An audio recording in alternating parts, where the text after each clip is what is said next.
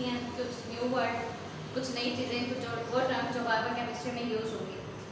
सो आज जो हमने टॉपिक करना है वो है एम्पिरिकल फार्मूला और मॉलिक्यूलर फार्मूला। अगर आपको याद हो 8th क्लास में हमने एक चीज़ पढ़ी थी कि केमिकल फार्मूला जो है, केमिकल फार्मूला हमने पढ़ा था। तो केमिकल फार्मूला में हमने पढ़ा था कि केमिकल फार्मूला वो है जो किसी भी एटम के अंदर, किसी भी मॉलिक्यूल के अंदर क्या बताता है कि कितने नंबर ऑफ, किस रेशो से नंबर ऑफ एटम प्रेजेंट है, यानी उनकी कितनी क्वांटिटी है। फॉर एग्जांपल H2O की हम बात कर रहे हैं तो इस समय केमिकल फार्मूला में बताता है कि इसमें हाइड्रोजन कितने हैं, 2 हैं, और ऑक्सीजन कितने हैं, 1। तो इस तरीके से क्या होता है, केमिकल फार्मूला हमें बता देता है। सो ये वो चीज़ें हैं जो हमें केमिकल फार्मूला से पता चलती हैं। हमें बताता है कि कौन कौन से मॉलिक्यूल प्रेजेंट है, सबस्क्रिप्ट हमें बताता है कि कितने मॉलिक्यूल्स हैं। ये जो बेटा, ये जो टर्म नीचे लिखी होती है इसे सबस्क्रिप्ट बोला जाता है, सबस्क्रिप्ट। ठीक, तो सबस्क्रिप्ट हमें बताता है कि कितनी क्वांटिटी में। फॉर एग्जांपल ये H2O है, ये CO2 है।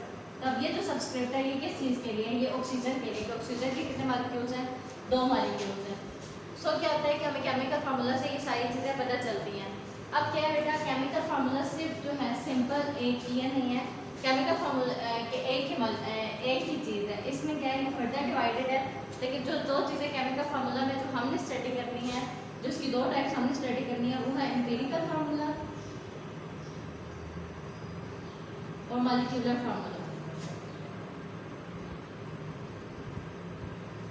एम्पिरिकल फार्मूला बोला जाता है किसी भी जो मॉलिक्यूल है उसके अंदर जो सिंपलेस्ट नंबर ऑफ प्रेजेंट है, सिंपलेस्ट नंबर ऑफ एटम्स या एलिमेंट्स प्रेजेंट है, उसे बोला जाता है एम्पिरिकल फार्मूला। यानी हमने क्या किया कि फॉर एग्जांपल एक मॉलिक्यूल है जिसके अंदर क्या है, C6H6 उसका केमिकल फार्मूला है। अब इसके अंदर सिंपलेस्ट अगर देखा जाए तो ये इसकी रेशो बनती है 6:6, या फिर ये 6 से काट दिया तो 1:1। ये इसका सिंपलेस्ट केमिकल फार्मूला क्या होगा, CH। ये क्या है इसका सिंपलेस्ट केमिकल फार्मूला। तो ऐसी चीज़ जिसे हम क्या करें, बहुत सिंपल वर्ड्स में हमसे कर दे तो CH हो गया। जैसे एक कंपाउंड है हाइड्रोजन पेरोक्साइड, एक कंपाउंड है हाइड्रोजन पेरोक्साइड।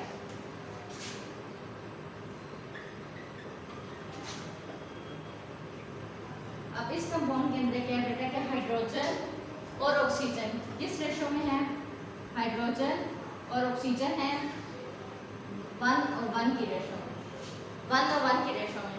सो ये क्या बन जाता है, ये हमारे पास बन जाता है यूं। ठीक, तो ये हमारे पास क्या है, सिंपलेस्ट। अब ये 1 और 1 की रेशो में कैसे है, ठीक, तो ये क्या है, ये हमारे पास सिंपलेस्ट बन जाता है कि ये हमारे पास एक एम्पिरिकल फार्मूला है किस चीज़ का, हाइड्रोजन पेरोक्साइड का।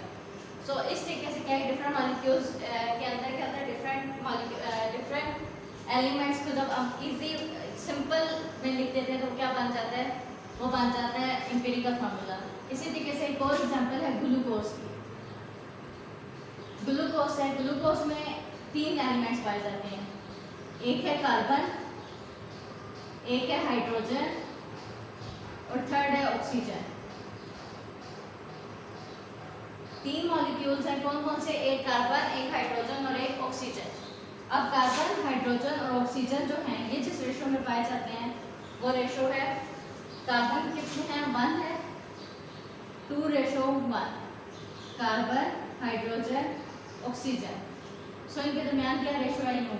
इसे जब हम लिखेंगे तो कैसे लिखेंगे, C का 1, हाइड्रोजन कितने हैं 2 और O1। सो 1 को लिखा नहीं जाता क्योंकि जिसकी कोई वैल्यू ना उसकी वैल्यू 1 होती है। तो इसका जो एम्पिरिकल फार्मूला बनता है CH2O बनता है। इसी तरीके से कुछ कंपाउंड्स हैं, जैसे हमने एक कंपाउंड है जिसका फार्मूला है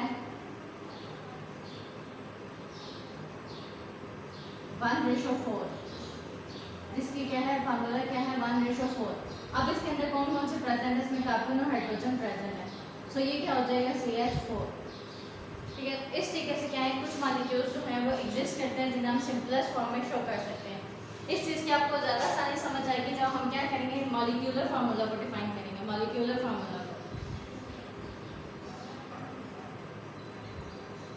फार्मूला बोला जाता है जब हम किसी भी एलिमेंट की किसी भी मॉलिक्यूल में प्रेजेंट जो एलिमेंट है उसकी एक्चुअल वैल्यू बता देते हैं, यानी वो कितना है।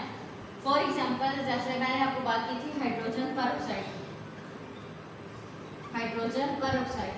अब हाइड्रोजन परऑक्साइड में बेटा दो मॉलिक्यूल्स हैं हाइड्रोजन के और दो ही मॉलिक्यूल्स हैं ऑक्सीजन के, यानी कि कितनी रेशो 2:2। तो इसका फार्मूला बनता है H2O2, ये इसका मॉलिक्यूलर फार्मूला है। अब इसमें क्या है, इसकी एक्चुअल अमाउंट बताई गई है। हाइड्रोजन के कितने मॉलिक्यूल्स हैं 2 और ऑक्सीजन के कितने हैं 2। लेकिन अब आपने देखा था इसका हमने एम्पिरिकल फार्मूला क्या लिखा था, इसके एम्पिरिकल फार्मूला हमने HO लिखा था। सो इस तरीके से क्या होता है कि मॉलिक्यूलर फार्मूला एक्चुअल बताता है कि एक्चुअल कितने मॉलिक्यूल्स प्रेजेंट है, और जो एम्पिरिकल फार्मूला है वो बताता है कि कितने सिंपलेस्ट जब उन्हें डिवाइड कर दिया जाए तो कितने। इसी तरीके से ग्लूकोज की हमने बात की है, तो ग्लूकोज का बेटा अगर देखा जाए तो इसके मॉलिक्यूल्स होते हैं C6H12O6, यानी इनकी रेशो होती है 6:12:6। सो ये क्या होता है, ये 1 है, 6 2 12 और ये भी 1। तो ये क्या बन जाती है, रेशो 1:2:1। सो ये इसका क्या है, ये इसका एम्पिरिकल फार्मूला है। मॉलिक्यूलर फार्मूला क्या है, एक्चुअल अमाउंट है, और एम्पिरिकल फार्मूला क्या, एम्पिरिकल फार्मूला सिंपलेस्ट है कि जिसमें सिंपलेस्ट हम देखते हैं। इसी तरीके से अगर देखा जाए तो एक मॉलिक्यूल है बेंजीन। तो बेंजीन के अंदर क्या है, बेंजीन जो है इसकी शेप यूं होती है, ये बेंजीन की शेप यूं होती है और इसका फार्मूला होता है C6H6। ये क्या है, इसका मॉलिक्यूलर फार्मूला, यानी इसमें जो कार्बन है उसकी रेशो हाइड्रोजन की रेशो की क्या है 6:6, क्या बन गई 1:1। सो ये क्या है इसका मॉलिक्यूलर फार्मूला, और अगर ये मैं लिख दूँ CH तो ये क्या बन जाएगा इसका एम्पिरिकल फार्मूला। तो इस तरीके से हम क्या डिफरेंशिएट कर सकते हैं मॉलिक्यूलर फार्मूला को और एम्पिरिकल फार्मूला का। एम्पिरिकल फार्मूला सिंपलेस्ट कंपाउंड होते हैं जो क्या करते हैं, सिंपलेस्ट हमें वैल्यू बता देते हैं कि ये चीज़ें प्रेजेंट है। कि मतलब आप यूँ समझ लें कि हमें पता चल जाता है कि जैसे हम हाइड्रोजन की बात की है, ग्लूकोज की बात की है, तो उसमें CH2O ये है। अब एम्पिरिकल फार्मूला में हमें ये पता चलता है कार्बन हाइड्रोजन ऑक्सीजन प्रेजेंट है, और हाइड्रोजन क्या है, हाइड्रोजन इन दोनों से एक नंबर ज़्यादा है, ठीक। ये एक है क्या, तो ये क्या 2 है, ये 1 + 1 2, तो ये कितना है एक नंबर ज़्यादा है। तो इससे हमें पता चलता है कि मॉलिक्यूल्स कितने प्रेजेंट है, कौन कौन से मॉलिक्यूल्स प्रेजेंट है, ये हमें पता चल जाता है किससे, एम्पिरिकल फार्मूला से। इन सिंपल वर्ड्स हम ये कह सकते हैं। और मॉलिक्यूलर फार्मूला से हमें पता चलता है कौन कौन से मॉलिक्यूल्स हैं, कितने उनके नंबर हैं, वो किससे पता चलता है हमें, मॉलिक्यूलर फार्मूला से। तो इस तरीके से क्या empirical formula molecular formula work करते हैं। सो अगर देखा जाए तो हमारे पास कुछ कंपाउंड्स हैं, जैसे आपके जहन में क्वेश्चन आ रहा होगा कि हमने कुछ कंपाउंड्स बार बार पढ़े हैं, बार बार हम उनका नाम लेते हैं, जैसे CO2 है, H2O है। अब इनका एम्पिरिकल फार्मूला क्या होगा या मॉलिक्यूलर फार्मूला क्या होगा। तो बेटा ये जो मॉलिक्यूल्स हैं, कुछ मॉलिक्यूल्स ऐसे हैं जिनके एम्पिरिकल फार्मूला और मॉलिक्यूलर फार्मूला हमेशा सेम होते हैं।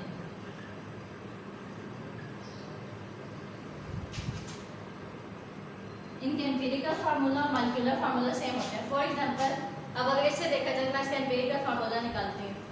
एम्पिरिकल कार्बन कितने में है, कार्बन की रेशो है 1, ऑक्सीजन की रेशो है 2, ठीक। तो ये क्या है, अब इसी को अगर मैं लिखूँ तो ये क्या बन जाएगा CO2।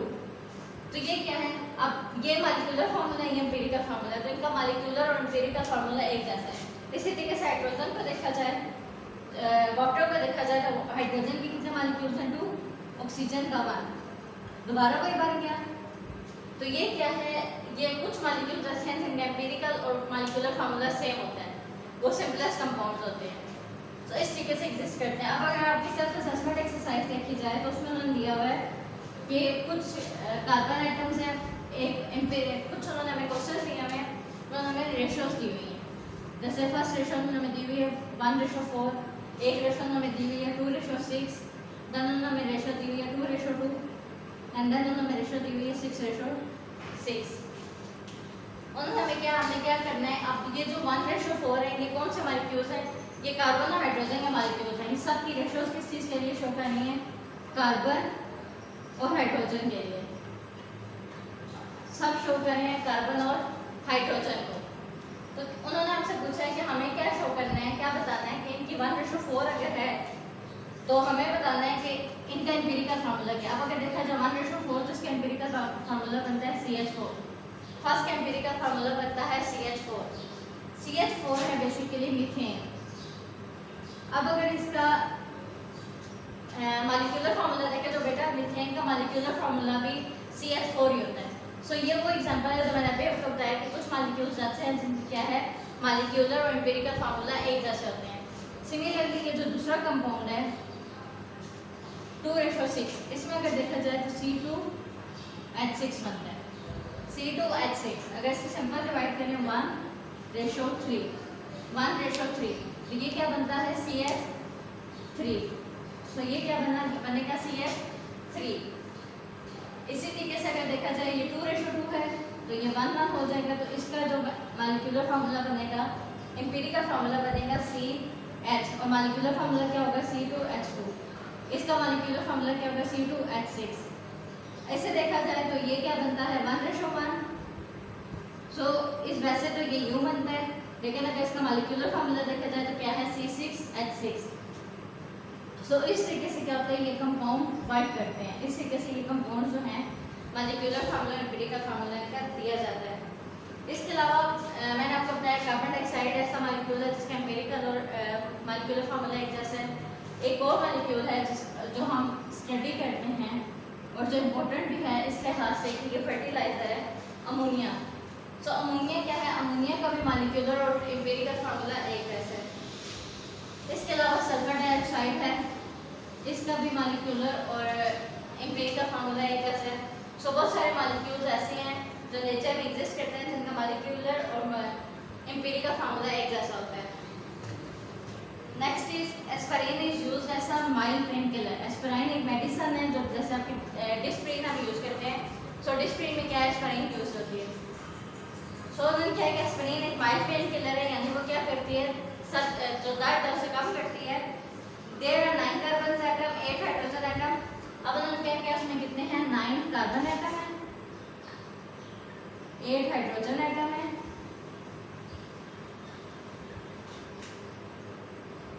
और 4 ऑक्सीजन है। ठीक है, और 4 कितने हैं ऑक्सीजन एटम है। तो हमें इसका क्या लिखना है एम्पिरिकल फार्मूला और मॉलिक्यूलर फार्मूला। अब अगर इसे देखा जाए तो ये क्या है 9 कार्बन तो C9H8 और O4, C9H8O4। ये क्या होगा इसका मॉलिक्यूलर फार्मूला। सो इनकी रेशो देखी जाए 9:8:4, 9:8:4। अब ये दोनों तो आपस में डिविजिबल हैं, लेकिन 9 जो है ये इनके साथ डिविजिबल नहीं है। तो क्या है इसका जो एम्पिरिकल फार्मूला मॉलिक्यूलर फार्मूला है ये सेम होंगे। Next is acetic acid. हमने एसिटिक एसिड को स्टडी किया था ब्रांचेस को स्टडी करने के लिए। सो जो नेक्स्ट हमारे पास वो है एसिटिक एसिड। विनेगर में क्या है 5% एसिटिक एसिड है। विनेगर में 5% एसिटिक एसिड है और इसमें क्या है 2 कार्बन के कंपाउंड है, 4 हाइड्रोजन के हैं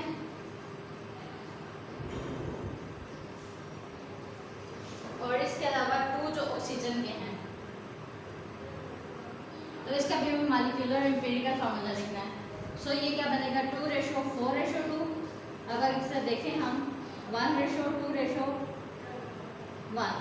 1:2:1 यानी CH2O। ये किसका बन गया, ये है एसिटिक एसिड। ये इसका क्या है एम्पिरिकल फार्मूला। ये क्या है इसका एम्पिरिकल फार्मूला। अगर यही हम देखें इसका मॉलिक्यूलर फार्मूला देखें C2H4O2, C2H4O2। तो ये क्या हो जाएगा इसका, ये इसका बन गया मॉलिक्यूलर फार्मूला। ये इसका molecular formula. Next question is caffeine is found in T and coffee. T चाय और जो कॉफी है उसमें क्या पाई जाती है, उसमें कैफाइन पाई जाती है। तो हमें क्या है कैफाइन का जो फार्मूला ये है क्या है C8H10N4 and O2। So caffeine में क्या है कि कार्बन के मॉलिक्यूल्स हैं 8 कार्बन के मॉलिक्यूल्स हैं, 10 हाइड्रोजन के, 4 नाइट्रोजन के और 2 ऑक्सीजन के। हमें इसका क्या करना है, इसका एम्पिरिकल फार्मूला लिखना है। अगर इसे लिखा जाए 8:10:4:2, सो 1 2 5 4, सो उसकी रेशो क्या बनती है 4:5:2:1। वो अगर इसका एम्पिरिकल फार्मूला देखें C4H5N2NO, सो ये इसका क्या बन जाता है एम्पिरिकल फार्मूला। नेक्स्ट हमारा टॉपिक मॉलिक्यूलर मैथ्स और फार्मूला मैथ्स है, जो हम अपने नेक्स्ट लेक्चर में करेंगे।